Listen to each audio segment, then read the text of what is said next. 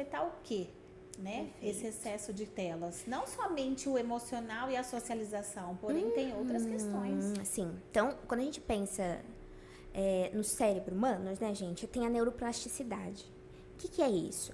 Essa capacidade do cérebro se moldar conforme as vivências que a gente tem. Quanto mais a gente aprende, mais ele vai fazendo conexões, né, para que a gente vá se aperfeiçoando.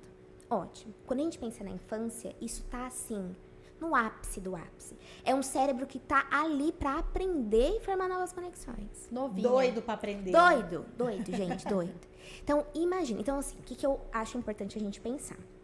Como eu comentei com vocês, a maior parte dos nossos pacientes são crianças neurodivergentes ou crianças com deficiência. Quando a gente está falando, por exemplo, de uma criança autista nível 3 de suporte, muitas vezes a gente tem comportamentos difíceis de manejar.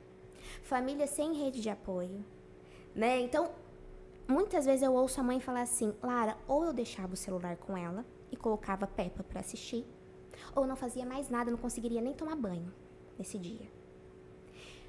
Nesse momento, eu acho que a gente precisa ter muito cuidado com o debate, por quê? Porque eu também não vou apontar o dedo para essa mãe e falar, mas eu não acredito que não tem nenhuma outra opção. É óbvio que essa mãe já pensou em várias outras opções, mas provavelmente nenhuma era tão eficaz. Então, se isso é um problema, aquele terapeuta, aquele profissional que está cuidando dessa família e desse paciente precisa levar isso como um ponto de objetivo para ser trabalhado. Por que essa criança não se engaja em outras coisas a não ser o celular? E quando ela está sem o celular, ela engaja em comportamentos muito prejudiciais para ele e para o ambiente que ele está inserido. Sim. Então, isso é um ponto que eu acho que é importante a gente trazer. Um outro é que, assim, o comportamento da família é modelo também para as crianças. Então, se eu tenho uma família que também é muito imersa na tecnologia, e é isso, e é celular, e é na mesa celular, e é tal. Falar, na refeição, né? Acha ruim que a criança mexe, mas você também...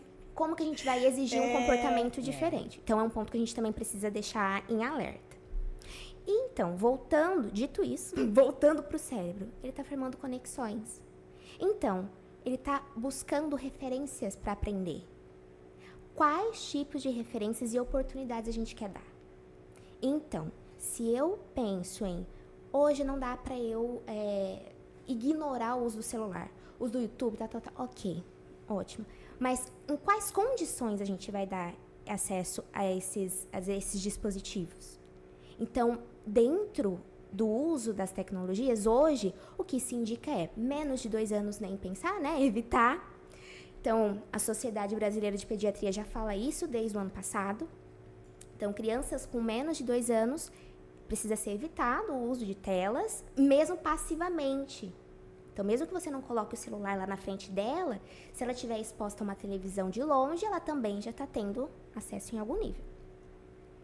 Depois dessa idade, a gente sabe que tem todo um contexto, vai na escola, tal, vê um amiguinho com celular. A gente precisa, então, pensar em limites de uso. O excesso de telas, esse cérebro vai estar hiperestimulado. Um cérebro hiperestimulado, um cérebro estressado, muitas vezes, ele vai, aí já é a parte fisiológica, tá, gente? Então, vou dar só um apanhado aqui. Um cérebro estressado é um organismo com cortisol, né? Então, é um organismo que está em alerta. Sendo assim, ele está mais propenso a questões emocionais importantes. Então, a intensidade dessas emoções é um cérebro que ele está em alerta.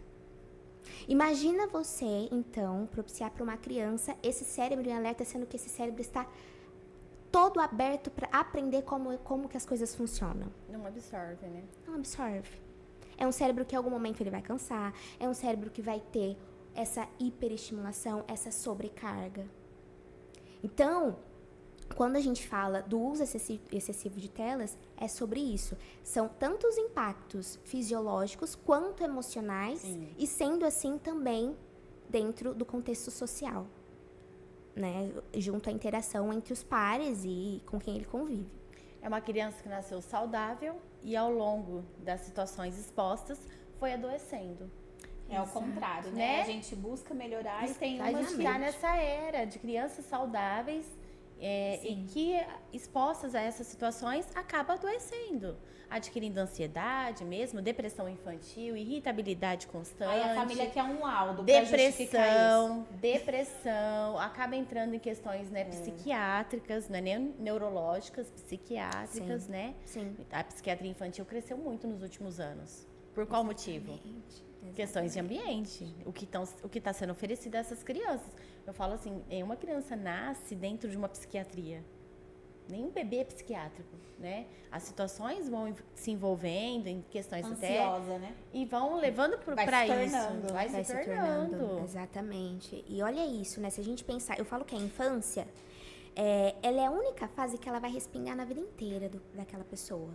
Então, o adolescente ele tá vivendo ali para daqui a pouco ele ser adulto e na velhice. O adulto tá vivenciando para, né, envelhecer. Sim. A criança, o que ela vivenciou na infância, ele vai carregar para a vida inteira. A vida inteira. Então, isso é um ponto para a gente entender das nossas responsabilidades diante da infância, em garantir os direitos e em favorecer a oportunidade de aprendizagem de qualidade. E também entender a beleza da infância também. Então, tem 2 lados.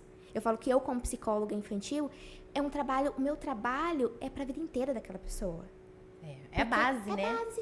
É a Então, base. da infância, ele vai até a velhice sendo impactado com o trabalho junto a ela, quando na infância. Serão os pais do futuro. A Exatamente. gente acabou de falar isso no início do podcast, né? A formadora, infância que eu ofereço ao meu filho foi a infância que eu tive. Exato. Então, é aquela infância que eu tô carregando na minha vida adulta. Exatamente.